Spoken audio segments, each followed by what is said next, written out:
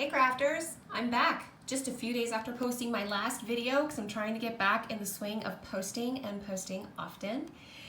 I'm going to continue working on Cinderella today, and as you can see, I finished the pumpkin and I got a lot of the black outline for the bottom of the diamond painting done. I feel that with this one, it goes a lot faster once the black outline is finished, and I'm excited that at least about 30% of it is now fully done. Today we're going to focus on Cinderella's beautiful light blue dress, and I think I'm going to start from the bottom and just work up until my hand starts hurting or I run out of things to talk about. So let's get started. Okay, I'm going to go ahead and start down here with this symbol. It kind of looks like a teepee with the bottom of the symbol filled in. That is actually, let me show you, DMC 3225, really cute powder blue. And this is what it looks like in the tray. We are on about our fourth day of overcast and rain here in Frankfurt.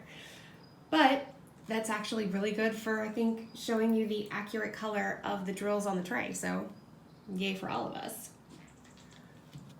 Make sure that I'm working where I don't hit. Hold on, I should have done this. Sorry guys.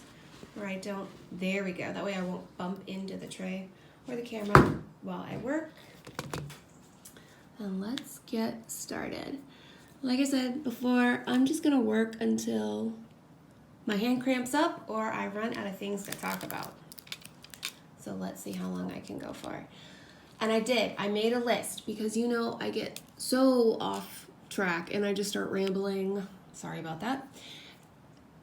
So couple things to start.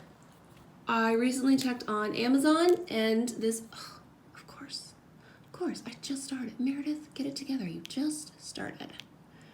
And then your wax falls out. Oh, it's gonna be one of those videos. I checked on Amazon and it looks like this painting is again sold out. So if you are interested in this one, I would suggest keeping an eye on Amazon. I'll let everybody know if I see it come back. Last time it was on here, it sold out, and actually somebody commented on a viewer on a video that they really wanted this painting, and they contacted Heartful Diamonds.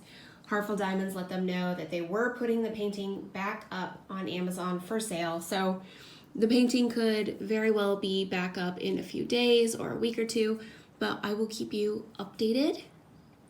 And I have so many things that I'm working on and quite a few different diamond paintings that are in my Amazon shopping cart that I just know I'm not gonna have time for, but I'm gonna put all the links down below for like my dream diamond paintings that I wanna work on next, but I have so many already in my stash at the moment. I don't know if I'm gonna get to it because there are some really cute ones, and it's like, I know I shouldn't be buying all of them, but I wanna buy all of them. Oh well, so that leads me into something else I want to talk about. So Diamond Art Club. I've never really talked a whole lot about them. I have one, Diamond Art Club. I got the, what's it called? Maybe the Snow Queen. When Maddie did her first round of princess paintings, and it was Elsa from Frozen. I bought that one. And I have it in my stash and it looks gorgeous. And then they started putting out a princess or two a week. Now it seems like there's quite a lot to choose from, and they're large diamond paintings and they look stunning. But I was so bummed because I got an email from Diamond Art Club that a few of them were going on clearance and they would not be produced anymore. So I quickly load the page as soon as I saw the email, and one of them is the Pocahontas diamond painting. And if you've been watching recently, you know that I'm mildly obsessed with the Pocahontas movie. So I was talking to my husband just last night, and I was like, hey, I know I have so many projects already that I haven't finished, but this one is on clearance and it's not gonna come back. And I was mostly thinking that, I don't know, maybe he could talk me into buying it because they are expensive. They're very pricey, but you pay more because they're great quality. I've gotten a diamond painting before where I paid, you know, $10 and the drills were really dull and it didn't come rolled, it came folded, it wasn't that great quality, and his response to me is like, oh, well, you have so many already. You know, there'll be more Pocahontas paintings, don't worry about it. And I'm like, oh, he is so right, but I really want to buy it. And then I was like, well, Tiana is also on clearance, and so is Jasmine. And you know, the girls would love Tiana and Jasmine. So I may be updating you in a little bit about a massive Diamond Art Club purchase. We'll see. I did follow the response from Diamond Art Club about I've been following how many they have left, and they said that there are still a couple hundred of each one, so it's not like they're going to sell out right away, but I do think I need to make a decision pretty quickly because I don't want to miss out on that.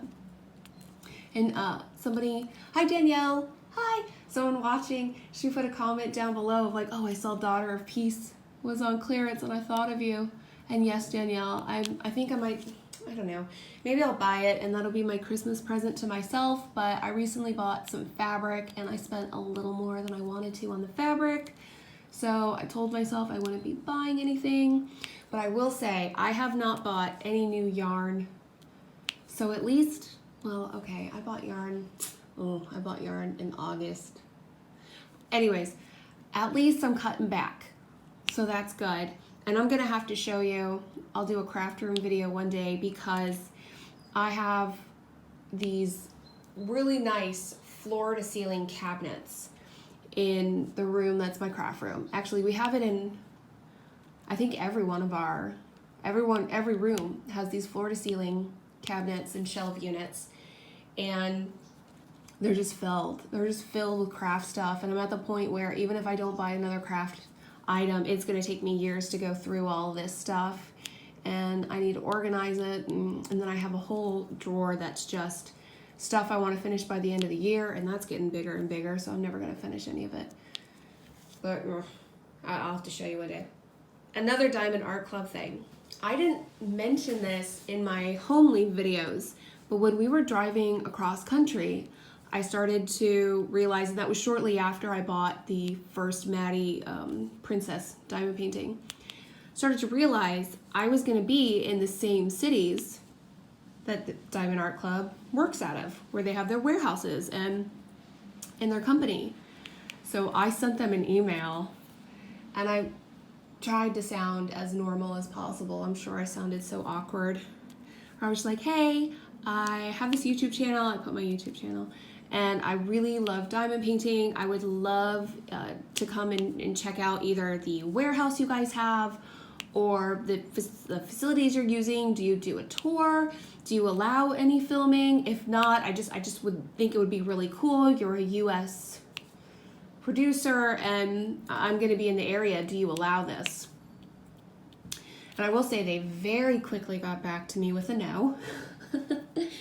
But they were nice about it. They're just like, at this time, we do not have any tours, or we're not really set up to provide a tour at the moment. But, you know, thank you very much for your interest. And they're very nice, but I really want to do a tour of their facilities one day, because I think it would be really cool to check out just the rows and piles all the way to the sky of the different diamond paintings that they have and they sell, because their company has grown really fast. I mean, I've only been doing diamond paintings since almost a year, a little less, and the selection they have and the great artists they have, it's gotten better. Well, not that it was bad, it's just been increasing every couple months, but they do not offer any tours, but I hope one day they will.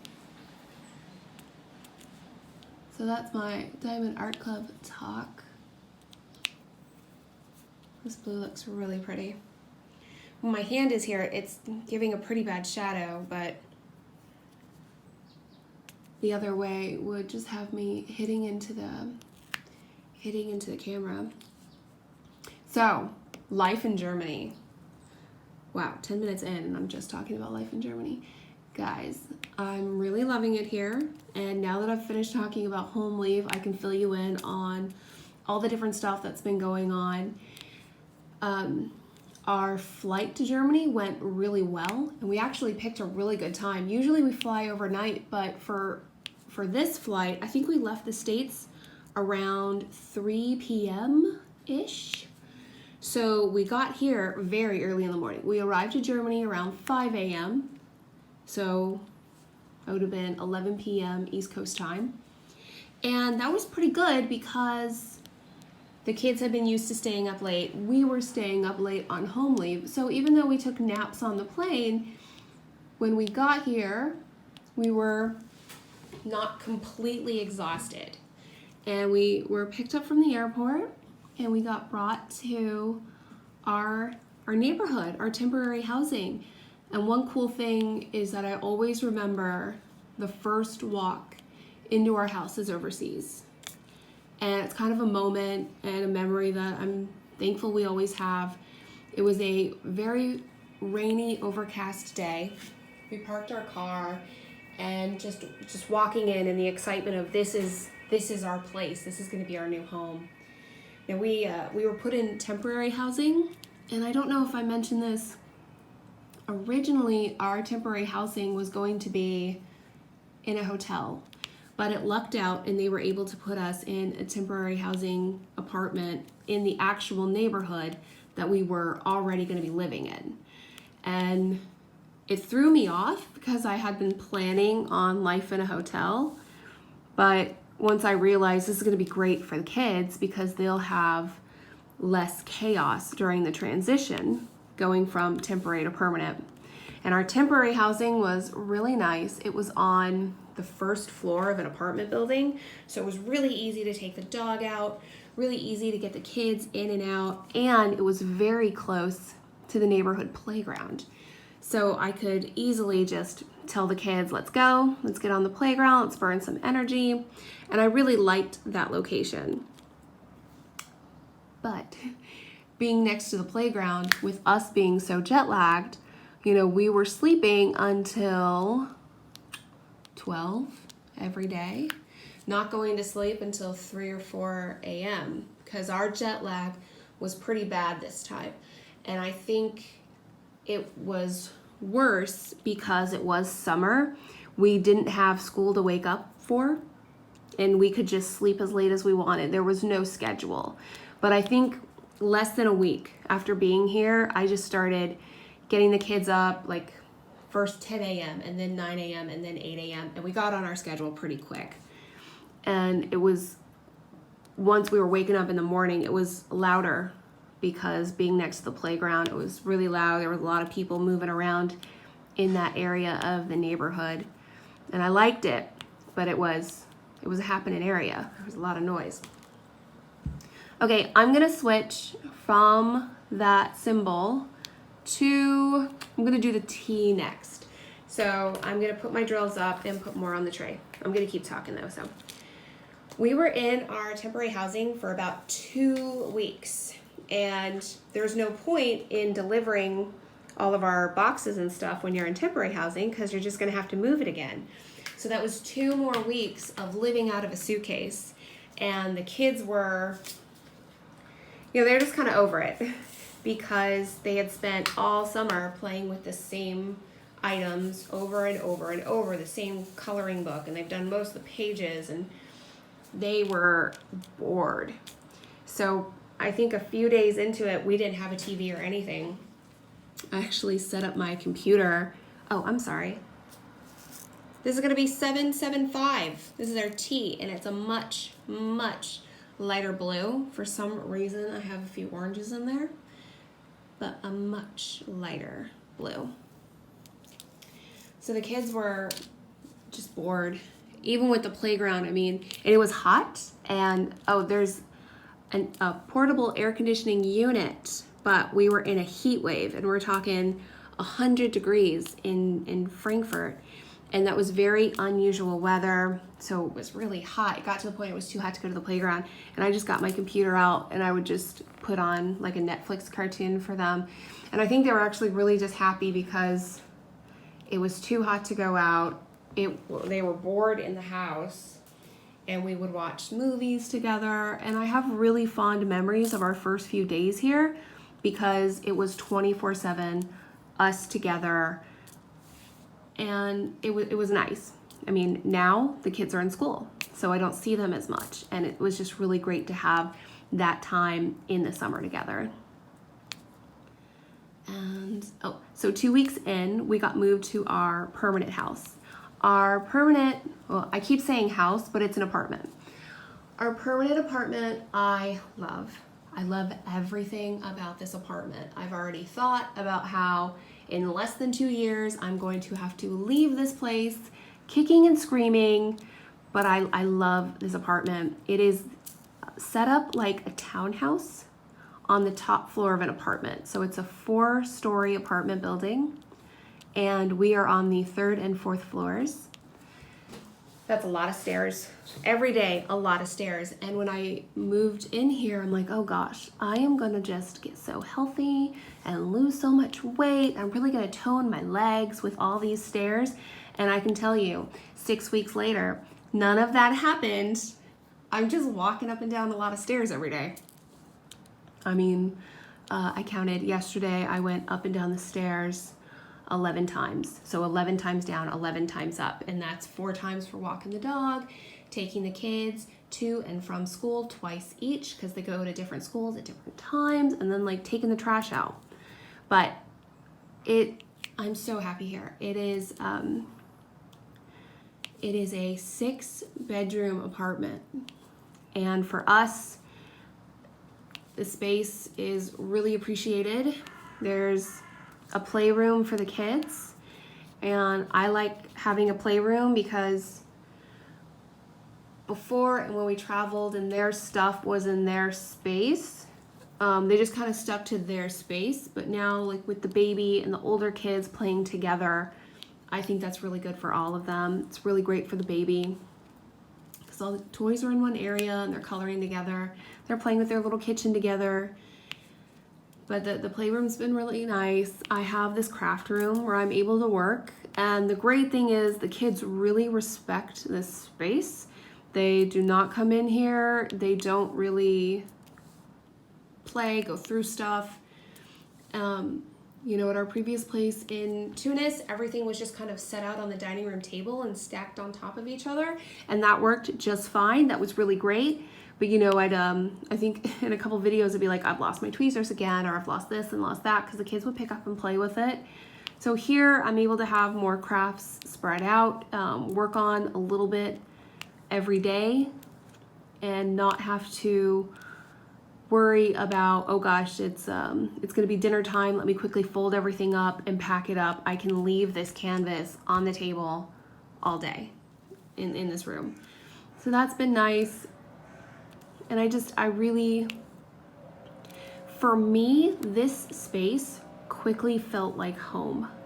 It felt like the right place for my kids to come home from school and put their backpacks down and have us chat about their day.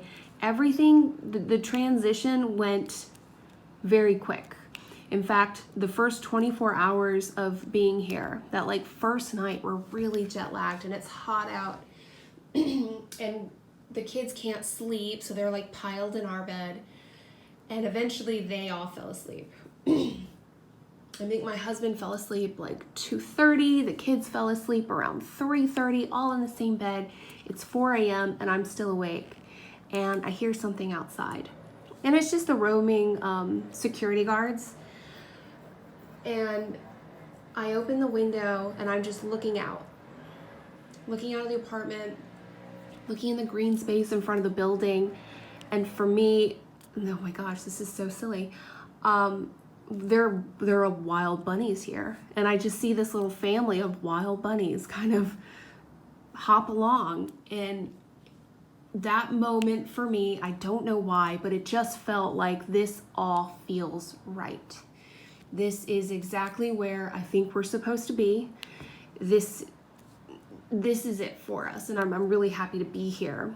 Some posts take longer to transition to, and culture shock and jet lag and all these other things make it harder, and I'm very thankful that things felt so right.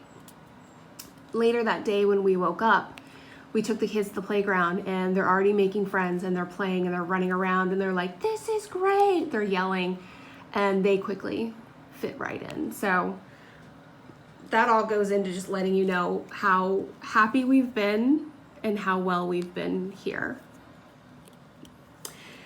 So we arrived on a Thursday, and when we went through customs or immigration, I'm not sure, we give our passport.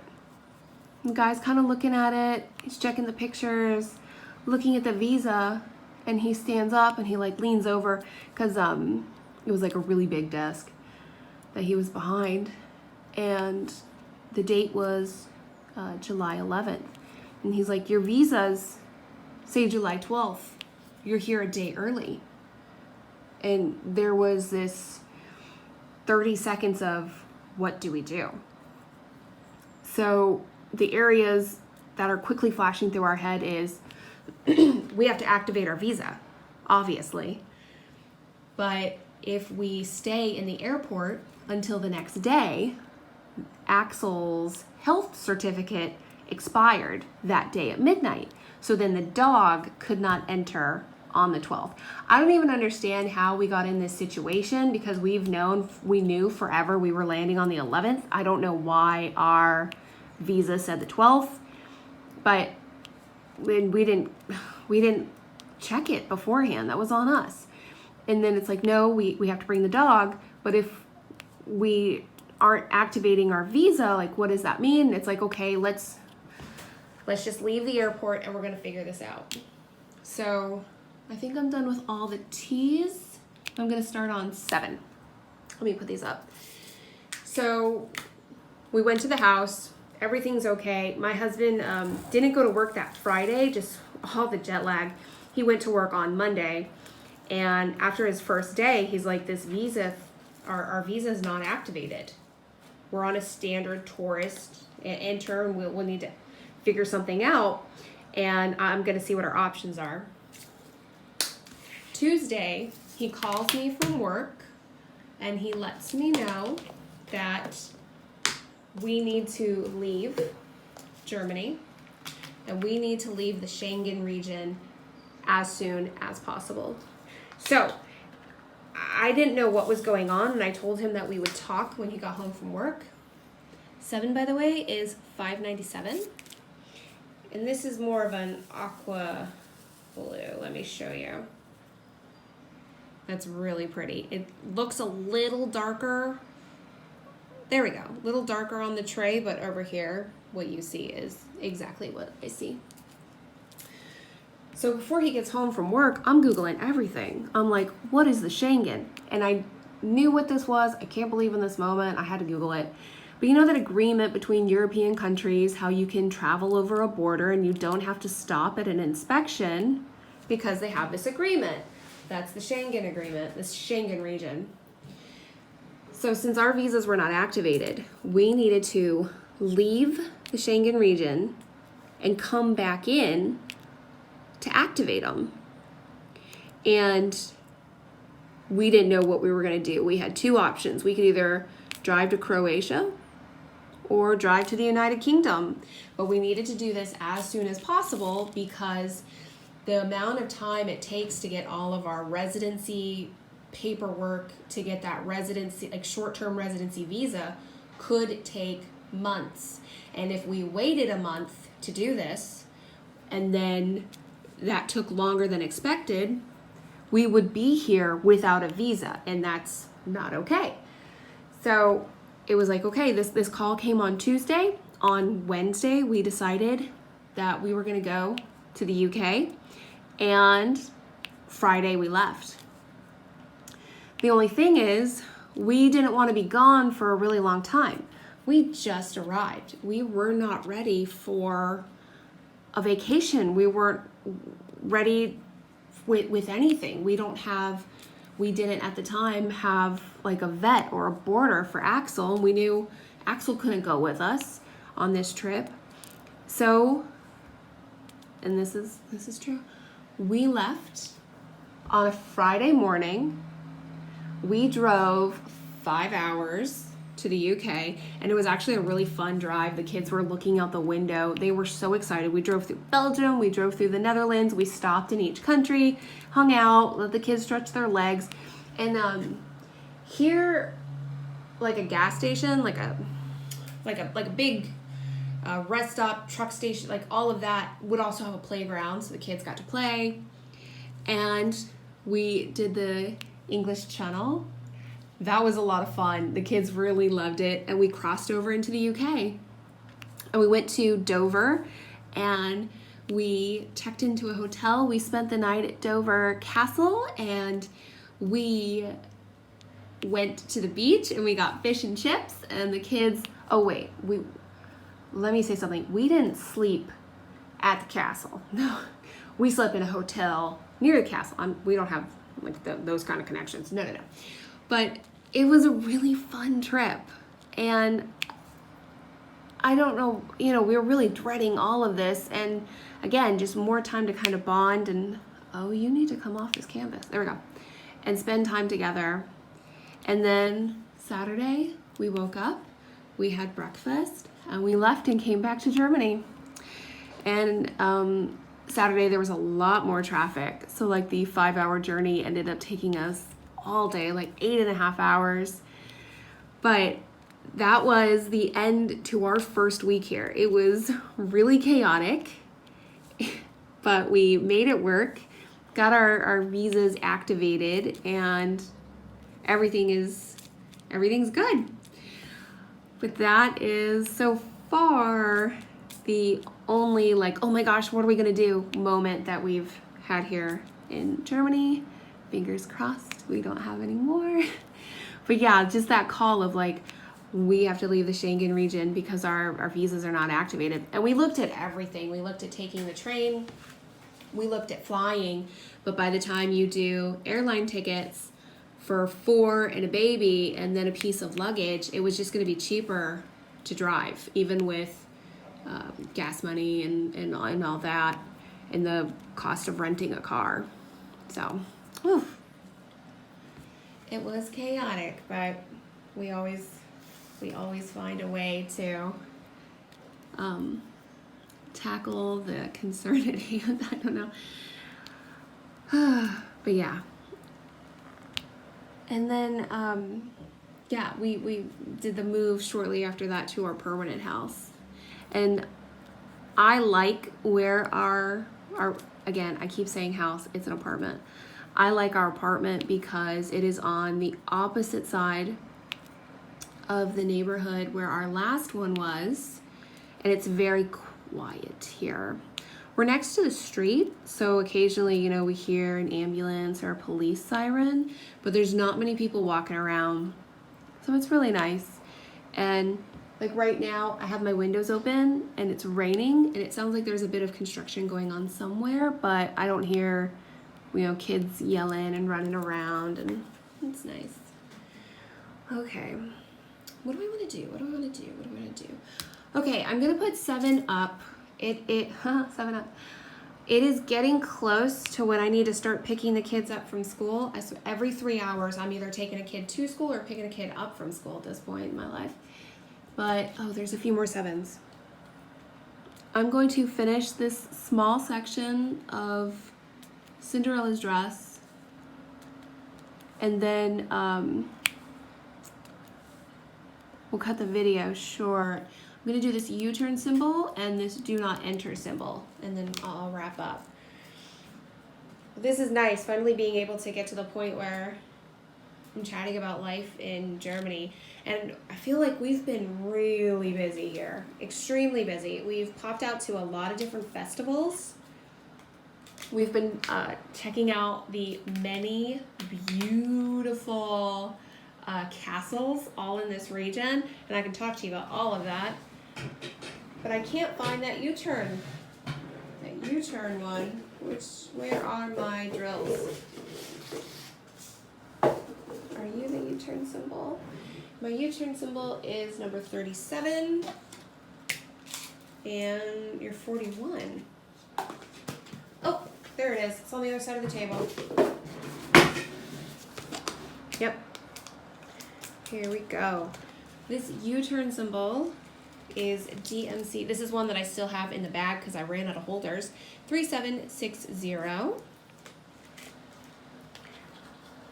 And this is a shade of blue I really, really like. Let me line it up really nice on the tray. And here we go. More than a medium blue, a darker blue. Okay, that very last row all the way here is accurate, but it seems like here's a little bit more darker. My lighting, I've lost the good lighting.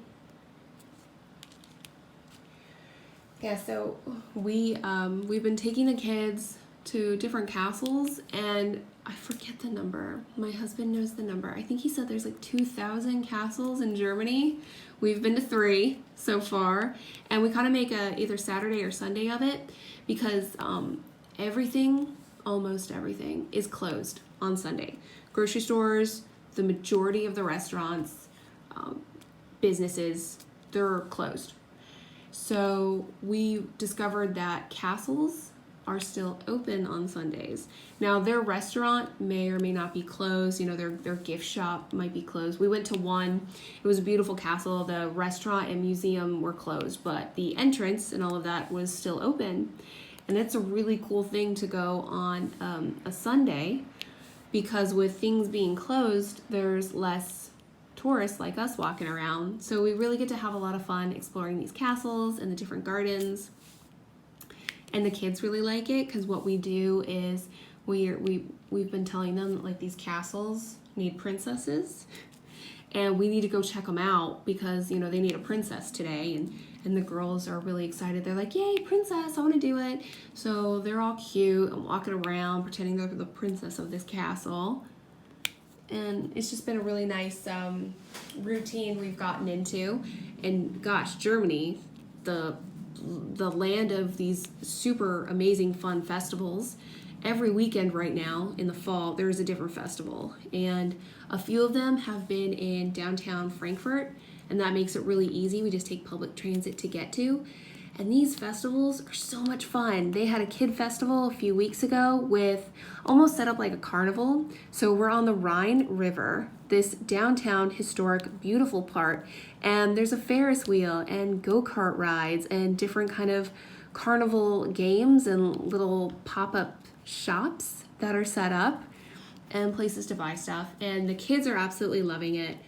I really liked it because you can get like a bratwurst or a beer or some really good apple cider and just kind of stroll along while the kids play.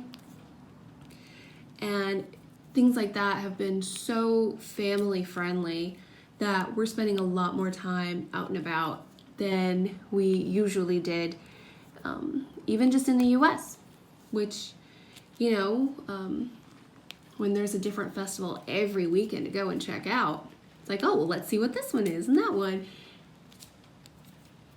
There we go. Wow, that one actually filled in pretty quickly. So we did that festival.